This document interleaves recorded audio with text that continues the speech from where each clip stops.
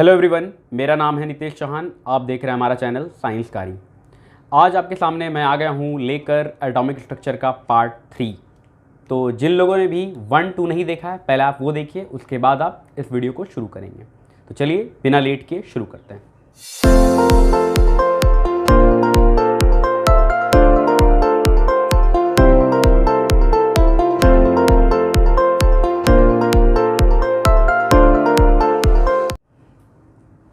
आज का हमारा टॉपिक 4 चीज़ों को कवर करने वाला है: electronic configuration, valency, reason for chemical reactivity and chemical bonding. चारों टॉपिक बहुत ही इंपॉर्टेंट है, ठीक है। तो बात स्टार्ट होने वाला है इलेक्ट्रॉनिक कन्फिग्रेशन से। तो चलिए इलेक्ट्रॉनिक कन्फिग्रेशन की तरफ चले और हम लोग देखते हैं इसका डेफिनेशन। तो डेफिनेशन कुछ इस तरह से है: it is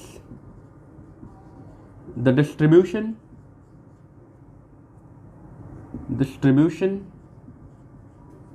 of electrons in various orbits around the nucleus। ठीक है, समझते हैं थोड़ा सा। लास्ट वीडियो में हमने अलग अलग एटॉमिक मॉडल देखा था। उसमें से सबसे लास्ट मॉडल था बोर्स एटॉमिक मॉडल, और उसमें बताया गया था कि बीच में न्यूक्लियस है जहाँ पर पॉजिटिव चार्ज है, और इलेक्ट्रॉन न्यूक्लियस के चारों तरफ सर्कुलर पाथ में घूम रहा है। ये सर्कुलर पाथ हैं जिनको हम ऑर्बिट का नाम देते हैं। यही सब ऑर्बिट है। मतलब ये हमारा फर्स्ट ऑर्बिट है, first orbit, second orbit, third orbit. इनको सिंबल से रिप्रेजेंट किया जाता है के, एल, एम, और ऑर्बिट को हम लोग शेल्स भी कहते हैं। इन्हीं ऑर्बिट को हम शेल भी कहते हैं, ठीक है। तो ये सारा कुछ आ गया था बोर्स एटॉमिक मॉडल में। अब जब ये बात बोल दिया गया इलेक्ट्रॉन न्यूक्लियस के चारों तरफ घूम रहा है, फिक्स पाथ में घूम रहा है, तो मेरे मन में एक सवाल आया कि किस ऑर्बिट में कितना इलेक्ट्रॉन है, ये हमको जानना है। क्योंकि इलेक्ट्रॉन 1, 2 तो है नहीं, वो तो बहुत सारा है। तो किस ऑर्बिट में कितना इलेक्ट्रॉन रहेगा, ये हमारा सवाल है। और इसी सवाल का जवाब देता है इलेक्ट्रॉनिक कॉन्फ़िगरेशन, ठीक है। ये हमको बताएगा कि किस ऑर्बिट में कितना इलेक्ट्रॉन रखना है, और उसके लिए मेरे पास क्या रूल होना चाहिए। तो चलिए रूल की तरफ चलते हैं। रूल का नाम है बोर-ब्यूरी स्कीम।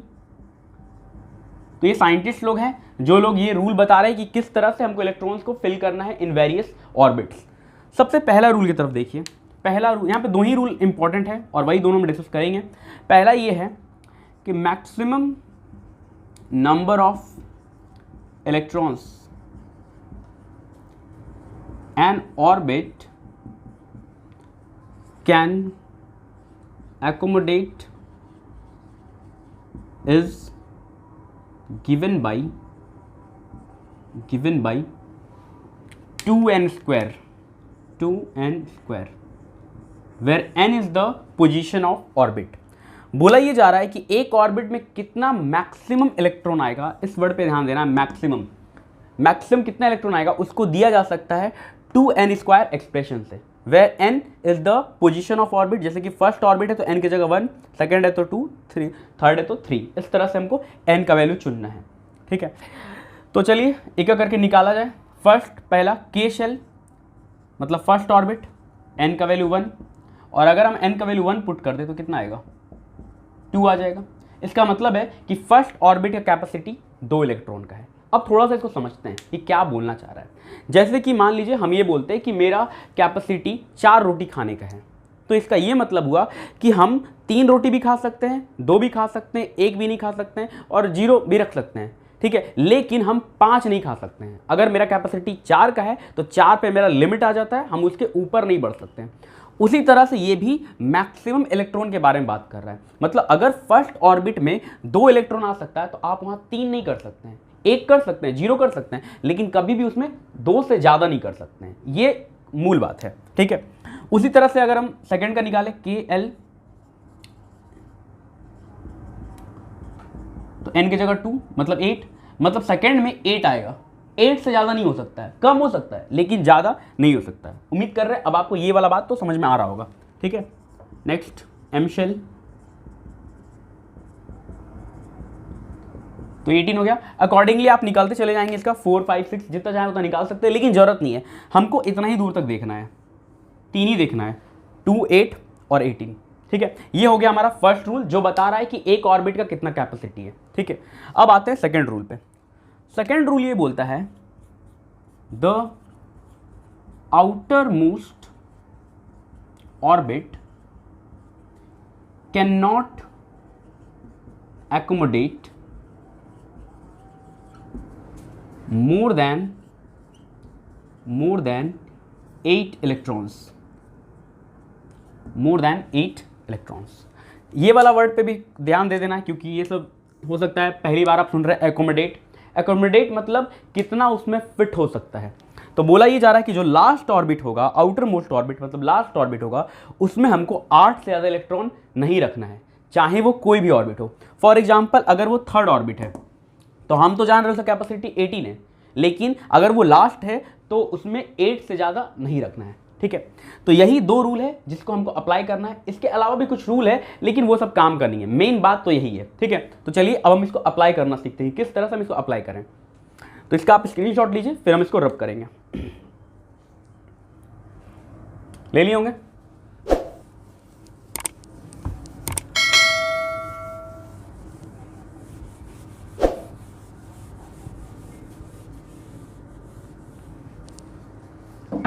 तो हम लोग लिखेंगे इलेक्ट्रॉनिक कन्फिग्रेशन ऑफ कार्बन। तो इसके लिए हमको कार्बन का एटॉमिक नंबर चाहिए, तो कार्बन का एटॉमिक नंबर 6 है, Z6 है।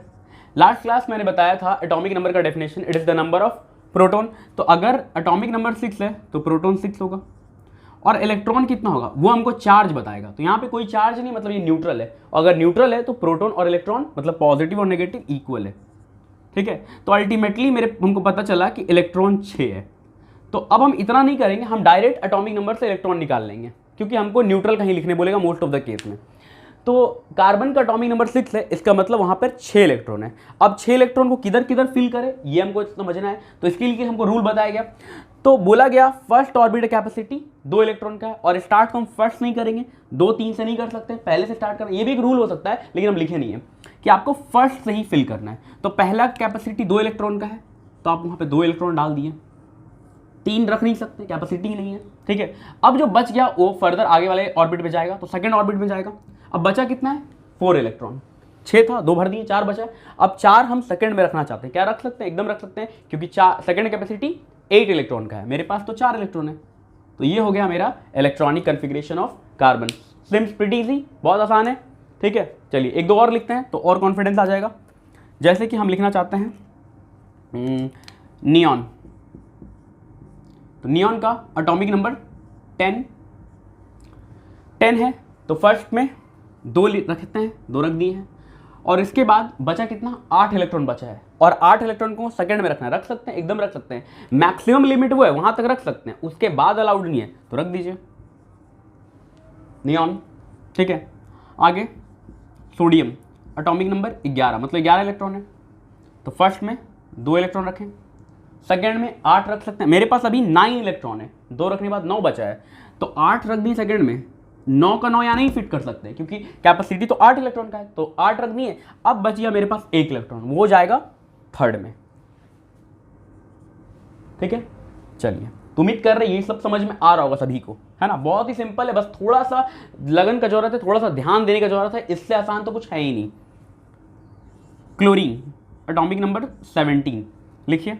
तो पहले ऑर्बिट में 2 इलेक्ट्रॉन जाएगा, अगले में 8 जाएगा, और बचा है मेरे पास 7 इलेक्ट्रॉन। तो क्या हम 7 इलेक्ट्रॉन फिल कर सकते हैं थर्ड का? हाँ एकदम कर सकते हैं। थर्ड कैपेसिटी कितना है 18 इलेक्ट्रॉन का है, फर्स्ट का कैपेसिटी 2 है, सेकेंड का 8 है, और थर्ड का 18 है, तो 18 कैपेसिटी है, और मेरे पास तो 7 ही बचा है, तो आराम से लिख सकते हैं। ठीक है, यहाँ तक कोई दिक्कत नहीं होना चाहिए। अब आगे हम लोग लिखेंगे पोटेशियम का, और प्रॉब्लम यहीं पे हो जाता है। Atomic number 19। ठीक है, तो इसका कन्फिग्रेशन लिखना स्टार्ट करें तो फर्स्ट ऑर्बिट में 2 इलेक्ट्रॉन, सेकेंड में 8, और मेरे पास बचा है 9, और 9 को हम लोग थर्ड में रख सकते हैं, हाँ रख सकते हैं, कैपेसिटी 18 है, तो आराम से हम 9 रख सकते हैं। लेकिन अब हम सेकंड रूल को ध्यान लगाएंगे, क्योंकि अभी तक हमने सेकंड रूल की तरफ देखा ही नहीं, जरूरत ही नहीं पड़ा, फर्स्ट रूल से ही सारा कॉन्फ़िगरेशन लिख दिए। एटॉमिक नंबर 18 तक आप फर्स्ट रूल से ही लिख सकते हैं, ज़्यादा प्रॉब्लम नहीं होगा। लेकिन यहाँ पर अब हमको सेकंड वाले रूल को भी ध्यान देना पड़ेगा, जो कि ये बोल रहा था कि जो लास्ट ऑर्बिट है उसमें 8 से ज़्यादा इलेक्ट्रॉन नहीं आना चाहिए। तो अब लास्ट ऑर्बिट मेरा ये थर्ड वाला हो गया है। जैसे यहाँ पर ये एल वाला लास्ट ऑर्बिट है, यहाँ भी सेकंड वाला लास्ट ऑर्बिट है, लेकिन इस केस में थर्ड वाला लास्ट ऑर्बिट हो चुका है। और लास्ट ऑर्बिट में बोला जाता है 8 से ज़्यादा नहीं होना चाहिए, 8 होना चाहिए, 8 हो सकता है। जैसे यहाँ पे 8 हुआ है, यहाँ पे 4 हुआ है, ठीक है, तो 8 तक चलेगा, लेकिन 8 से ज़्यादा नहीं चलेगा। और अब मेरे पास इलेक्ट्रॉन बचा है 9 इलेक्ट्रॉन बचा हुआ है, ठीक है। तो हम यहाँ पे 9 का 9 नहीं लिख सकते, हालांकि इसका कैपेसिटी तो 18 है, लेकिन 9 यहाँ पे अलाउड नहीं है अकॉर्डिंग टू सेकंड रूल। तो अब करना क्या होगा, तो इसको 9 को ब्रेक करना पड़ेगा, और ब्रेक करेंगे तो यहाँ पे लिखेंगे 8, और जो 1 बच गया वो चला जाएगा फोर्थ ऑर्बिट में। तो इस तरह से पोटेशियम का कॉन्फ़िगरेशन लिख पाएंगे, ठीक है। यहाँ पर दोनों रूल लगाना पड़ गया हमको, क्योंकि सेकंड रूल ये बोल रहा था कि आप लास्ट में 8 से ज़्यादा नहीं कर सकते हैं। अभी देखो इसका कैपेसिटी फिल नहीं हुआ है, 18 है, कैपेसिटी फिल नहीं हुआ है, लेकिन फिर भी हम इसमें 9 नहीं फिल किए, क्योंकि सेकंड रूल वही था, ठीक है। सिमिलरली अगर हम कैल्शियम का लिखना चाहें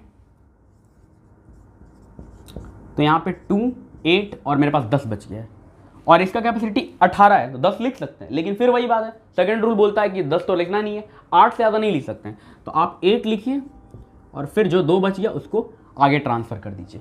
तो यहाँ पर 4 ऑर्बिट इन्वॉल्व हो गया, इधर पे 3 है, इधर पे 2 है, ठीक है। तो इस तरह से हमको नंबर ऑफ ऑर्बिट भी पूछ सकता है, उसका नाम पूछ सकता है KLMN, ठीक है। तो ये हो गया मेरा सारा इलेक्ट्रॉनिक कॉन्फ़िगरेशन। 20 तक ही कॉन्फ़िगरेशन लिखना है, और ये है बहुत सिंपल अगर आपको ये दोनों रूल समझ में आ रहा है, ठीक है। तो आप इसको प्रैक्टिस करेंगे अच्छे से, सारा कॉन्फ़िगरेशन लिखेंगे। हम कुछ इंपॉर्टेंट कॉन्फ़िगरेशन लिख कर दिखा दिए। तो अब मूव करते हैं अगले टॉपिक की तरफ, जो कि है वैलेंसी।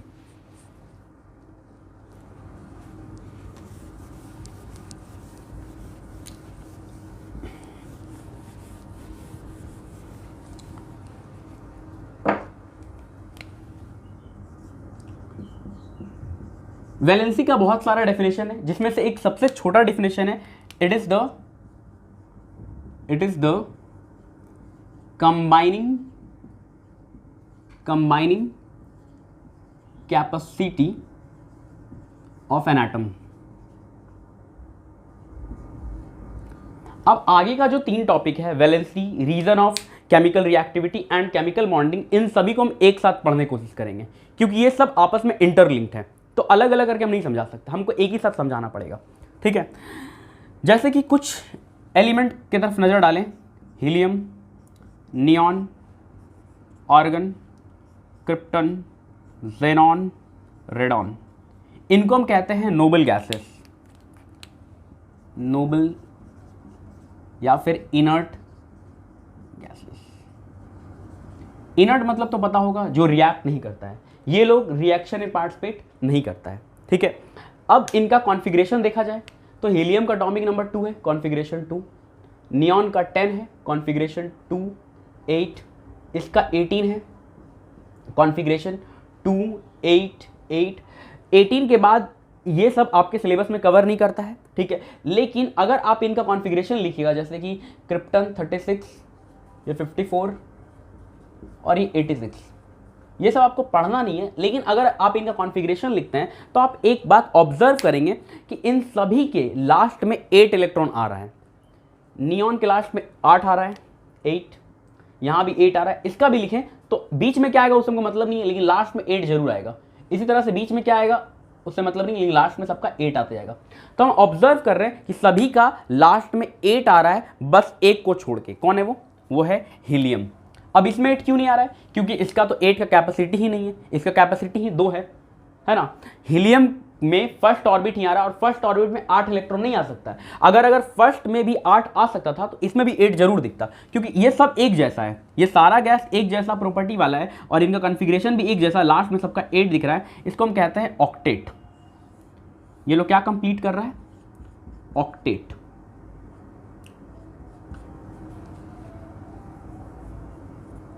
ऑक्टेट कंप्लीट कर रहा है, और ये कंप्लीट कर रहा है ड्यूप्लेट। अब अगर इन सब का कॉन्फ़िगरेशन एक जैसा है और इन सब में 8 लास्ट में आ रहा है, तो इससे होता क्या है, यही कॉन्फ़िगरेशन ही इसको बहुत ज़्यादा स्टेबिलिटी देता है। ये लोग काफ़ी स्टेबल हो जाता है और स्टेबल होने के कारण ये लोग इनर्ट हो जाता है, ये रिएक्ट नहीं करता है। कोई भी चीज़ रिएक्ट क्यों कर रहा है, क्योंकि उसमें स्टेबिलिटी नहीं है। जैसे कि हम अपने डेली लाइफ में बोलते हैं कि आप लोग स्टेबल बन जाइए, एक बार आप स्टेबल हो जाएंगे तो एकदम शांत हो जाएंगे, ठीक है। अगर कोई इंसान स्टेबल नहीं है तो वो बहुत मेहनत करेगा, वो दाएं बाएं हाथ पैर मारेगा, क्योंकि उसको अल्टीमेटली क्या होना है, स्टेबल होना है। तो एटम का भी अल्टीमेट गोल है कि उसको स्टेबिलिटी अचीव करना है, और स्टेबिलिटी अचीव करने के लिए वो कुछ करेगा। बेसिकली क्या करेगा, तो इलेक्ट्रॉन का एक्सचेंज करेगा। देखेंगे हम लोग, इन लोगों को स्टेबिलिटी से कोई मतलब नहीं, क्योंकि इन लोग पहले से स्टेबिलिटी को अचीव कर गया है with the help of octet, है ना। तो इसका ये मतलब है कि अगर कोई एटम अपना ऑक्टेट अचीव कर ले तो भी स्टेबल हो जाएगा अकॉर्डिंग टू दीज गैसेस, है कि नहीं, ठीक है। तो देखिए अब यही कुछ सीन चलने वाला है। जैसे कि हम अभी सोडियम का कॉन्फ़िगरेशन लिखे थे थोड़ा देर पहले, क्या लिखे थे, 281, ठीक है, ये कॉन्फ़िगरेशन था सोडियम का। एक और का लिखते हैं, क्लोरीन 287, इसका है 281 और इसका है 287, 17, 11, क्लियर है। अब देखो, ना ही इसका लास्ट में 8 है ना ही इसका लास्ट में 8 है, मतलब ये दोनों स्टेबल नहीं है। तो स्टेबल का उल्टा क्या होता है, रिएक्टिव। ये दोनों रिएक्टिव है, ये लोग रिएक्ट करेगा। और रिएक्ट क्यों करेगा, तो मेन रीजन है ये लोग रिएक्ट करेगा अपने स्टेबिलिटी को अचीव करने के लिए, स्टेबल होने के लिए। और स्टेबल हुआ कैसे, कौन इसको बताएगा कैसे स्टेबल होता है। तो इन लोगों को देख के समझ में आ रहा है कि स्टेबिलिटी इन्हीं के पास है, और अगर स्टेबल बनना है तो इनके जैसा बनना है। और इनके जैसा मतलब ये वाला लास्ट में लाना है, क्या लास्ट में 8 लाना है। तो ये लोग भी कोशिश करेगा कि लास्ट में 8 आ जाए किसी भी तरीके से। इसका अगर लास्ट में 8 आ जाएगा तो ये लोग भी अल्टीमेटली स्टेबल हो जाएगा। चलो तो अब समझते हैं कैसे 8 किया जाए।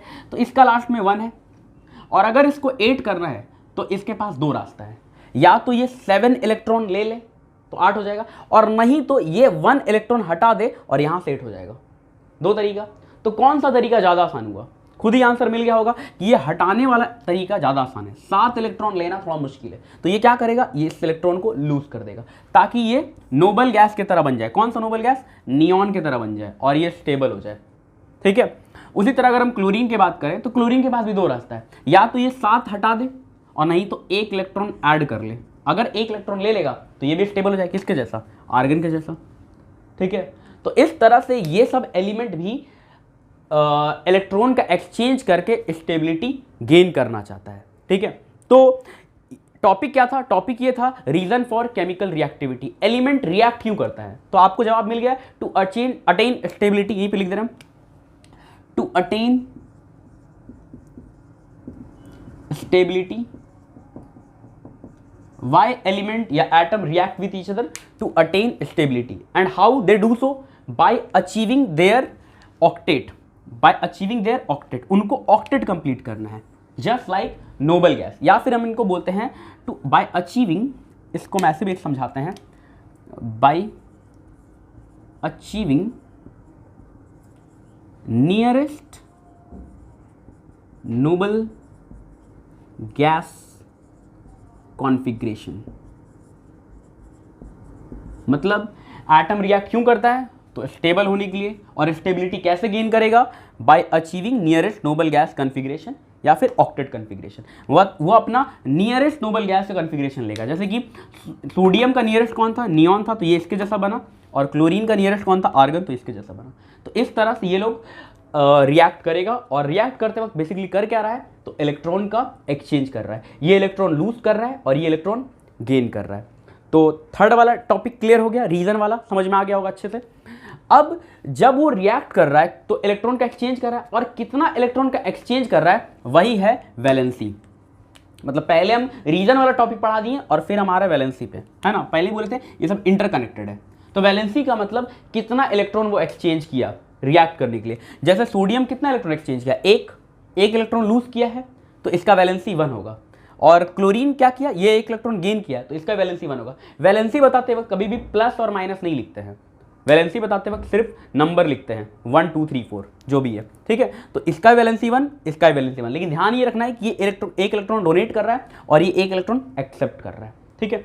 तो वैलेंसी समझ लिए, और रीज़न फॉर केमिकल रिएक्टिविटी समझ लिए। ठीक है, तो रीज़न वाला तो हम लिखवाए नहीं है क्योंकि बहुत लंबा डेफिनेशन मतलब लिखवाना पड़ जाएगा, उसका आंसर उसको आप खुद से लिखेंगे। इतना इन्फॉर्मेशन है तो आप एक अच्छा सा आंसर फ्रेम कर सकते हैं, तो आप इसको खुद से करेंगे। ठीक है, इसका स्क्रीनशॉट ले लीजिए, हम लोग आगे बढ़ते हैं।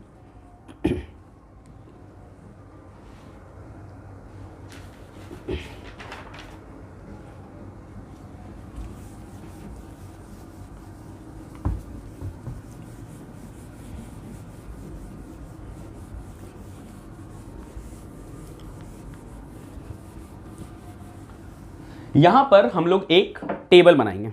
टेबल कुछ ऐसा बनेगा, element, symbol, atomic number, electronic configuration, valency और नेचर। ये टेबल बुक में भी बना हुआ है लेकिन इसको खुद से बनाना है। ठीक है, एटॉमिक नंबर 1 to 20। सबसे पहला एलिमेंट कौन है? हाइड्रोजन, तो हाइड्रोजन लिख दिए। सिंबल उसका होता है H, एटॉमिक नंबर 1, कॉन्फ़िगरेशन भी आएगा 1 क्योंकि एक इलेक्ट्रॉन है फर्स्ट ऑर्बिट में गया तो 1। वैलेंसी, तो वैलेंसी भी होगा 1। अब यहाँ वैलेंसी 1 क्यों है? क्योंकि इसको बनना है हीलियम की तरह। इसका नियरेस्ट नोबल गैस कौन है? हीलियम। तो हीलियम बनने के लिए इसको एक इलेक्ट्रॉन लेना पड़ेगा, तो वैलेंसी हो गया 1। ठीक है, और नेचर, तो नेचर में हमको बताना है कि मेटल है या नॉन मेटल है। तो यहाँ पर एक बात समझना है कि अगर वो इलेक्ट्रॉन डोनेट कर रहा है, लूज कर रहा है, तो उसको हम कहेंगे मेटल, और अगर वो इलेक्ट्रॉन एक्सेप्ट कर रहा है तो उसको कहेंगे नॉन मेटल। तो हाइड्रोजन इलेक्ट्रॉन एक्सेप्ट कर रहा है, that's why it is a non metal.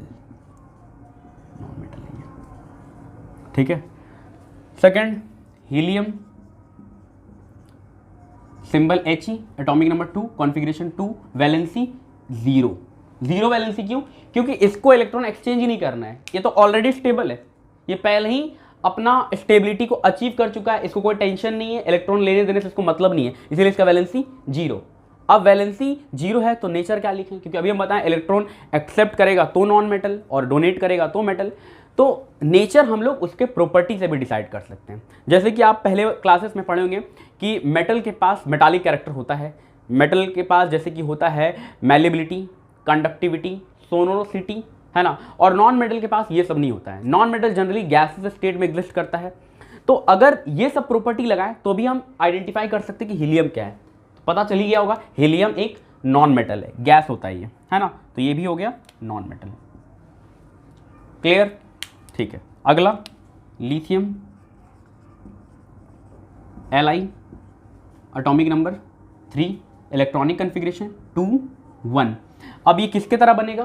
तो ये हीलियम की तरह बनेगा क्योंकि नियरेस्ट वही है, और इसके लिए इसको एक इलेक्ट्रॉन लूज करना पड़ेगा, तो वैलेंसी हो गया 1 और इलेक्ट्रॉन लूज किया है तो ये हो गया मेटल।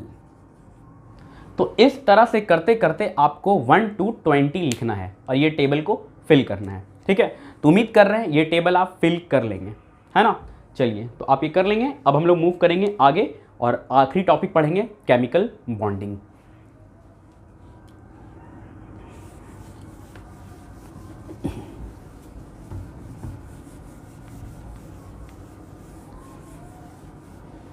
तो पहले समझते हैं केमिकल बॉन्डिंग का डेफिनेशन। केमिकल बॉन्ड क्या होता है? It is the force of attraction, it is the force of attraction which holds together different species या फिर particles, different particles। Chemical bond एक फोर्स ऑफ अट्रैक्शन है जो अलग अलग पार्टिकल को एक साथ बांध कर रखता है। बॉन्ड को हिंदी में कहते हैं बंधन। बॉन्ड को हिंदी में कहते हैं बंधन। कुछ लोगों को इंग्लिश समझ में आता है, कुछ लोगों को हिंदी समझ में आता है, हम दोनों लेके चल रहे हैं, है ना। केमिकल बॉन्ड है क्या? ये एक बंधन है, जैसे कि रिश्ता है ना। रिश्ता किसी का किसी के साथ हो सकता है, रिश्ता ब्लड का भी हो सकता है, ब्लड रिलेशन जिसको कहते हैं, और नॉर्मल रिलेशन भी हो सकता है, फ्रेंडशिप वाला, ठीक है। तो बात कुछ ऐसा है कि जैसे इंसान लोग अकेले नहीं रह सकते हैं। आपको पता है कि इस दुनिया में अकेले रहना बहुत ही मुश्किल है। हम लोग हमेशा किसी न किसी से बॉन्डिंग बना लेते हैं। परिवार के साथ तो बॉन्डिंग है ही, ब्लड रिलेशन है, इसके अलावा भी बहुत सारा बॉन्डिंग बन जाता है, क्योंकि अकेले रहना बहुत मुश्किल है। ठीक है, तो हमारा किसी के साथ बॉन्ड बन जाता है। On the similar ground atom और एलिमेंट भी कुछ ऐसा ही करता है। वो लोग भी अकेले नहीं रह सकता है, वो लोग भी किसी न किसी के साथ बॉन्ड बनाता है। अब ये बॉन्ड बनता क्यों है और कोई एटम किसी खास एटम से ही बॉन्ड क्यों बनाता है, इसका जवाब हमको चाहिए। ठीक है, तो इसका जवाब जो पीछे का टॉपिक था उसी से कनेक्टेड है। समझ लेते हैं कि ये क्या चल रहा है। जैसे कि अभी हम थोड़ी देर पहले देखें कि मेरे पास दो एलिमेंट था, एक था सोडियम और एक क्लोरीन, 11 17 कॉन्फ़िगरेशन 281 कॉन्फ़िगरेशन 287। ठीक है, आप भी जब बार बार कॉन्फ़िगरेशन लिखेंगे तो आपके हाथ में बैठ जाएगा और आप मिस्टेक नहीं करेंगे। तो अभी आप हो सकता है पहली बार कर रहे हो तो आपको थोड़ा सा टाइम लगता होगा, लेकिन समय के साथ आपके हाथ में ये सब आ जाएगा और आप बहुत आसानी से लिख पाएंगे। तो यहाँ पे हम देख रहे हैं कि इसको एक इलेक्ट्रॉन लूज करना है और इसको एक इलेक्ट्रॉन गेन करना है। सोडियम को एक इलेक्ट्रॉन देना है, तो क्या सोडियम एक इलेक्ट्रॉन हवा में दे देगा, या फिर क्लोरीन को एक इलेक्ट्रॉन लेना है तो कोई हवा से इसको इलेक्ट्रॉन मिल जाएगा, या भगवान इसको प्रसाद दे देगा कि एक इलेक्ट्रॉन ले लो? ऐसा तो नहीं होने वाला है ना। अगर इलेक्ट्रॉन देना है तो किसी को देना पड़ेगा, और अगर इलेक्ट्रॉन लेना है तो किसी से लेना पड़ेगा। जैसे कि मान लेते हैं कि मेरे पास कुछ पैसा है और हम ये पैसा डोनेट करना चाहते हैं, तो अगर कोई मेरे सामने आएगा कि हमको पैसा चाहिए तभी ना हम उसको देंगे, डोनेट करेंगे या लोन के फॉर्म में देंगे। अगर कोई है ही नहीं तो हम किसको देंगे?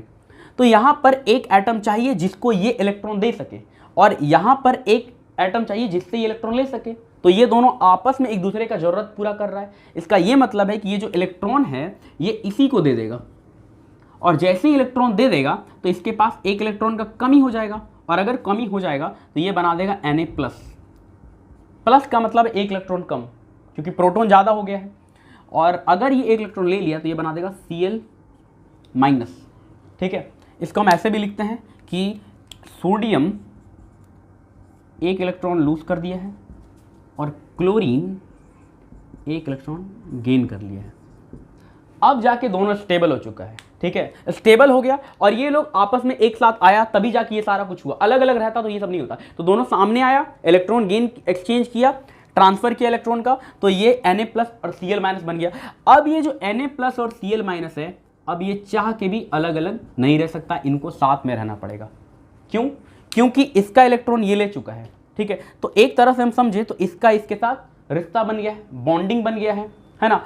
और ये बॉन्ड क्या है? तो ये कुछ नहीं है, एक फोर्स ऑफ अट्रैक्शन है जो इनको बांध के रख रहा है ना। वो फोर्स ऑफ अट्रैक्शन को ही हम केमिकल बॉन्ड कहते हैं। और अगर आप फिजिक्स पढ़े हैं तो आपको पता होगा कि पॉजिटिव चार्ज और नेगेटिव चार्ज के बीच में एक फोर्स ऑफ अट्रैक्शन होता है जिसको हम कहते हैं इलेक्ट्रोस्टैटिक फोर्स ऑफ अट्रैक्शन। और उसी फोर्स ऑफ अट्रैक्शन की वजह से ये दोनों पार्टिकल आपस में जुड़ गया है, मतलब इनके बीच में एक रिश्ता बन गया है। जैसे कि हम किसी को लोन देते हैं, उधारी देते हैं, ठीक है, तो लोन देकर हम उसको भूल नहीं सकते हैं। अब मेरा उसके साथ रिश्ता बन गया है ना, उसका ही मेरे साथ बन गया, उसको लोन पे करना है, हमको लोन लेना है वापस, तो बॉन्डिंग हो चुका है। सिमिलरली यहाँ भी कुछ इसी तरह से हो रहा है। तो उम्मीद कर रहे हैं केमिकल बॉन्ड समझ में आ गया होगा। यहाँ पर हम लोग डिस्कस कर लेते हैं इसका टाइप, केमिकल बॉन्ड का कितना टाइप है। ऐसे तो 3 होता है, लेकिन यहाँ पर हमको 2 ही पढ़ना है। ठीक है, तो आप लिखेंगे टाइप ऑफ केमिकल बॉन्ड। पहला है आयनिक या फिर इलेक्ट्रोवैलेंट बॉन्ड, इलेक्ट्रोवैलेंट बॉन्ड। और ये जो एग्जाम्पल हम दिए ये इसी का है, इलेक्ट्रॉन आयनिक बॉन्ड या फिर इलेक्ट्रोवैलेंट बॉन्ड, यही चीज़ है। नाम से ही जाहिर है, आयनिक बॉन्ड मतलब बॉन्ड बिटवीन आयंस। देखो आयंस बन गया क्या, ये जो Na+ बना है इसको हम ये एक आयन है, इसको क्या बोलते हैं हम? कटायन। और ये जो Cl- बना इसको हम बोलते हैं अनायन। तो आयनिक बॉन्ड क्या होता है? तो it is an electrostatic force, ये हम बोल के लिखवा दे रहे हैं, आप नोट कर लेंगे। It is an electrostatic force of attraction which hold together a positively charge ion that is cation and a negatively charge ion that is अनायन। या फिर आप सिंपली बोलिए it is the force of attraction which bond cation and अनायन together in an ionic compound. Ionic compound में जो bond बन रहा है वही है आयनिक बॉन्ड, या फिर हम इसको इलेक्ट्रोवैलेंट बॉन्ड बोलते हैं। ठीक है, और इसका रीजन क्या है? तो इसका रीजन हम इधर लिख रहे हैं, transfer of electron, transfer of electron. ठीक है, बुक में इसको समझाने के लिए ऑर्बिटल डायग्राम का यूज किया है।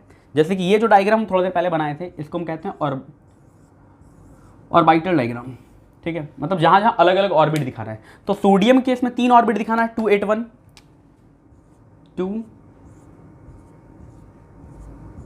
8 और 1, ठीक है। क्लोरीन में 287, मतलब लास्ट में 7 दिखाना है। तो पहले आप 2 डायग्राम बनाएंगे, क्लोरीन का और सोडियम का।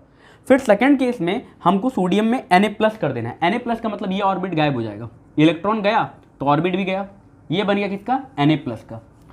और उसी तरह Cl- तो एक इलेक्ट्रॉन एक्स्ट्रा कर देंगे और दोनों डायग्राम को आपस में रखेंगे, एक Na+ होगा, एक Cl- होगा, और उनके बीच में जो बॉन्ड होगा वही हमारा आयनिक बॉन्ड।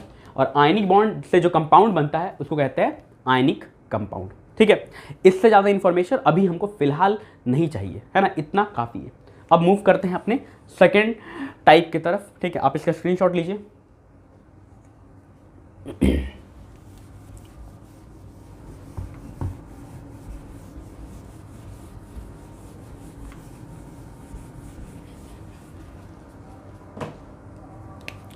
सेकेंड है कोवेलेंट या फिर मॉलिक्यूलर बॉन्ड। जैसे कि कार्बन, एटॉमिक नंबर 6, 2, 4, ठीक है। अब इसको किसके तरह बनना है, तो यहाँ कंफ्यूजन है, ठीक है। इसके पास 2 रास्ता है, या तो ये 4 इलेक्ट्रॉन दे दे या फिर ये 4 इलेक्ट्रॉन ले ले, है ना। जैसे अगर हम इसके पहले वाले एलिमेंट को देखें तो ये बोरोन है, 5, 2, 3, और इसके बाद वाले को देखो तो नाइट्रोजन है, 2, 5। तो नाइट्रोजन क्या करेगा, 3 इलेक्ट्रॉन लेगा और 2, 8 हो जाएगा। लेकिन बोरोन क्या करेगा, तो ये 5 इलेक्ट्रॉन नहीं ले सकता, तो ये 3 इलेक्ट्रॉन डोनेट कर देगा। तो बोरोन 3 इलेक्ट्रॉन डोनेट कर सकता है, ठीक है, 3 इलेक्ट्रॉन डोनेट कर सकता है और ये हीलियम की तरह हो जाएगा। और नाइट्रोजन 3 इलेक्ट्रॉन ले सकता है, ठीक है, और ये नियॉन की तरह हो जाएगा, ठीक। तो ये दोनों का एकदम क्लियर है, इसमें कोई दिक्कत नहीं है। लेकिन यहाँ पर क्या होगा, क्योंकि यहाँ पर इसके पास जो रास्ता है वो दोनों इक्वल है, 4 इलेक्ट्रॉन लेना या 4 इलेक्ट्रॉन देना। तो क्या करेगा, और 4 इलेक्ट्रॉन का ट्रांसफर बहुत ही मुश्किल काम है। 3 इलेक्ट्रॉन तक समझ में आता है कि 3 इलेक्ट्रॉन का ट्रांसफर हो गया, लेकिन 4 इलेक्ट्रॉन का ट्रांसफर बहुत ही मुश्किल है। इसका मतलब यहाँ पर इलेक्ट्रॉन का ट्रांसफर पॉसिबल नहीं है और यहाँ पर आयनिक बॉन्ड नहीं बनेगा। तो यहाँ पर क्या बनेगा, यहाँ पर बनेगा कोवेलेंट बॉन्ड, ठीक है। अब कोवेलेंट बॉन्ड कैसे बनता है इसको थोड़ा समझते हैं। तो कार्बन का हम बात करेंगे, लेकिन उससे पहले कुछ सिंपल एग्जांपल से समझते हैं। जैसे कि मानिए H2, हाइड्रोजन गैस, और हाइड्रोजन गैस में जो मॉलिक्यूल है उसका फॉर्मूला है H2। तो यहाँ पे 2 हाइड्रोजन हमारे पास, फर्स्ट सेकेंड, ठीक है। इसके पास 1 इलेक्ट्रॉन, इसके पास 1 इलेक्ट्रॉन। ये डॉट्स और क्रॉस से हम इलेक्ट्रॉन दिखा रहे हैं, समझने के लिए डॉट क्रॉस करते हैं ताकि पता चले ये वाला इसका है और ये वाला इसका है, ठीक है। अब हाइड्रोजन को चाहिए 1 इलेक्ट्रॉन एक्स्ट्रा, ये उसका अपना है, और 1 एक्स्ट्रा चाहिए, इसको भी 1 एक्स्ट्रा चाहिए। लेकिन यहाँ पे ट्रांसफर पॉसिबल है क्या, एकदम पॉसिबल नहीं, क्योंकि अगर ये तो यहाँ पे ट्रांसफर नहीं हो सकता है, लेकिन दोनों को 1 इलेक्ट्रॉन चाहिए। तो अब ये बात कैसे सॉल्व होगा, तो यहाँ पर जो तरीका बचा है वो है म्यूचुअल शेयरिंग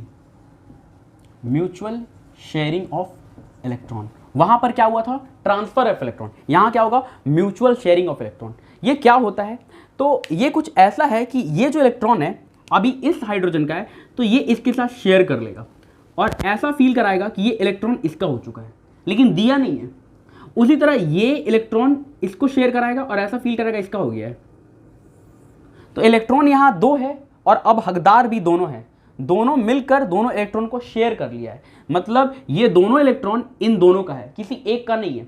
इस तरह से ये हाइड्रोजन का भी काम पूरा हुआ, इसके पास भी 2 इलेक्ट्रॉन आ गया, और इस हाइड्रोजन का भी काम पूरा हुआ, इसके पास भी 2 इलेक्ट्रॉन आ गया। तो दोनों के पास 2 इलेक्ट्रॉन आ गया है टेम्परली, मतलब दोनों किसी को दिया नहीं है, बस शेयरिंग कर लिया है। इसको अगर समझना है तो आप ऐसे समझिए कि जब आप स्कूल में फ्रेंड के साथ बैठते थे, तो आप मान लीजिए किसी को आपका पेन चाहिए, तो आप उसके साथ पेन को शेयर करते थे। शेयर करने का मतलब है कि आप उसको पेन दे दिए, लो लिखो इससे, लेकिन हमेशा के लिए नहीं, आप उसको टेम्पररी दिए कि लो लिखो। तो पेन किसका है, पेन तो आपका है, लेकिन अभी वो यूज़ कर रहा है, तो अभी वो बोल सकता है कि हाँ मेरा है, थोड़ा देर के लिए जब तक यूज़ कर रहा है। तो उस पेन का मालिक 2 आदमी हो चुका है, मतलब वो पेन शेयर हो चुका है 2 लोग में, ठीक है। उसी तरह से ये इलेक्ट्रॉन अब दोनों में शेयर हो चुका है। दूसरा एग्जाम्पल, और अच्छा एग्जाम्पल है, जब हमारा रेसेस होता था, हम लोग टिफ़िन करते थे, तो उस समय हम लोग 2-3 टिफ़िन सामने रख देते थे और उसमें जो भी खाना होता वो आपस में शेयर कर लेते थे। मतलब अब जो भी खाना है वो सब में बटेगा, ठीक है, कोई ये नहीं बोलेगा ये रोटी हम खाएंगे, वो हम खाएंगे, वो सब का हो चुका है। जैसे यहाँ पे 2 इलेक्ट्रॉन है और ये दोनों का हो गया। इससे फायदा क्या हुआ कि इसका भी डुप्लेट कंप्लीट, इसका भी डुप्लेट कंप्लीट, और इन सब को करने के लिए 2 इलेक्ट्रॉन का शेयरिंग करना पड़ा है। तो अल्टीमेटली हम दोनों हाइड्रोजन को दिखाकर एक सिंगल लाइन दिखाते हैं। ये रिप्रेजेंट करता है कोवेलेंट बॉन्ड को। ठीक है, तो कोवेलेंट बॉन्ड कैसे बनता है? By mutual sharing of electron. यहाँ पे इलेक्ट्रॉन का ट्रांसफर नहीं होता है। ठीक है, दूसरा एग्जाम्पल O2, 2 ऑक्सीजन। तो ऑक्सीजन का एटॉमिक नंबर कितना है? 6 है, सॉरी 8 है। ऑक्सीजन का 6 नहीं है, 8 है, यहाँ पे लिख रहे हैं हम 8 है। कॉन्फ़िगरेशन क्या होगा? 2 6। ठीक है, तो लास्ट में 6 है, इसको करना है 8। तो अब हम यहाँ पे 6 इलेक्ट्रॉन दिखाएंगे। ध्यान ये रखना है कि हमको सारा इलेक्ट्रॉन नहीं दिखाना है, हमको सिर्फ वैलेंस इलेक्ट्रॉन दिखाना है। जो लास्ट ऑर्बिट में होता है उसको बोलते हैं वैलेंस इलेक्ट्रॉन। तो 6 इलेक्ट्रॉन है और इसको करना कितना है? 8। तो 2 चाहिए। तो ये ऑक्सीजन इसका वाला 2 ले लेगा, शेयर कर लेगा मतलब, और ये इसका वाला शेयर कर लेगा। तो दोनों का 8-8 हो गया, लेकिन यहाँ पे 4 इलेक्ट्रॉन का शेयरिंग हो गया। तो 4 इलेक्ट्रॉन का शेयरिंग हो गया, तो दोनों ऑक्सीजन के बीच में डबल बॉन्ड दिखाना पड़ेगा। एक बॉन्ड का मतलब 2 इलेक्ट्रॉन का शेयरिंग है, 2 इलेक्ट्रॉन का मतलब डबल बॉन्ड 4 इलेक्ट्रॉन का शेयरिंग है। 2 बॉन्ड मतलब 4 इलेक्ट्रॉन का शेयरिंग। ठीक है, तो ये हमारा कोवेलेंट बॉन्ड का कंसेप्ट निकल के आ रहा है। कोवेलेंट बॉन्ड होता क्या है और किस तरह से म्यूचुअल शेयरिंग होता है। अब बारी है कार्बन को समझाने का। ठीक है, तो इसके लिए जो मेरे पास फॉर्मूला है वो है CH4। ठीक है, तो देखिए CH4 क्या है और कैसे बनेगा। तो कार्बन के पास 4 इलेक्ट्रॉन है और इसको 8 करना है। तो यहाँ पे हम कार्बन दिखा रहे हैं, ये कार्बन का 4 इलेक्ट्रॉन है और ये 4 हाइड्रोजन जिनके पास 1-1 इलेक्ट्रॉन है। तो हाइड्रोजन को 1 इलेक्ट्रॉन से मतलब है, एक ही चाहिए, एक है उसके पास, एक चाहिए। तो ये शेयरिंग कर लिया इस तरह से, तो हाइड्रोजन का काम खत्म, डुप्लेट हो गया। लिया नहीं है, शेयरिंग कर लिया। शेयरिंग समझ में आ रहा ना? वो वाला सामान दोनों का हो गया, मतलब ये इलेक्ट्रॉन कार्बन का भी है, इसका भी है। कोई ये नहीं बोलेगा मेरा अकेले का है, शेयरिंग हो चुका है। ठीक है, शेयरिंग कब तक है? जब तक बॉन्ड बना। जैसे ही बॉन्ड टूटेगा तो जिसका जो था उसको मिल जाएगा। अब कार्बन क्या करेगा? ये चारों के अलावा इसको भी अटैक करेगा और इन चारों के साथ भी शेयरिंग करेगा। तो इस तरह से कार्बन का भी हो जाएगा 8। तो कार्बन का 8 हो गया, 8 करना था, 8 हो गया, और हाइड्रोजन का हो गया 2। तो दोनों अब स्टेबिलिटी अचीव कर चुका है। और इन सब चक्कर में ये लोग आपस में इलेक्ट्रॉन, बहुत सारे इलेक्ट्रॉन का शेयरिंग किया है। ठीक है, और 2 इलेक्ट्रॉन का शेयरिंग मतलब 1 बॉन्ड है। तो अल्टीमेटली हम लोग इसको ऐसे दिखाएंगे कि कार्बन 4 हाइड्रोजन के साथ 4 सिंगल बॉन्ड बना रहा है। ठीक है, तो कोवेलेंट बॉन्ड में सिंगल बॉन्ड बन सकता है, डबल बॉन्ड बन सकता है और ट्रिपल बॉन्ड ही बन सकता है। तो ये हो गया हमारा कोवेलेंट बॉन्ड। कोवेलेंट बॉन्ड या फिर जो भी आयनिक बॉन्ड हम लोग पढ़ें, इसको हम बहुत डिटेल में यहाँ पर नहीं समझा सकते क्योंकि इसको फर्दर क्लास 10 में बहुत डिटेल में पढ़ना है। तो क्लास 10 में आप इसको आराम से पढ़ेंगे। इस क्लास के लिए इतना इन्फॉर्मेशन काफ़ी है, इसको आप अच्छे से समझिए और प्रैक्टिस कीजिए। मिलेंगे हम लोग अगले वीडियो में, तब तक के लिए थैंक यू वेरी मच।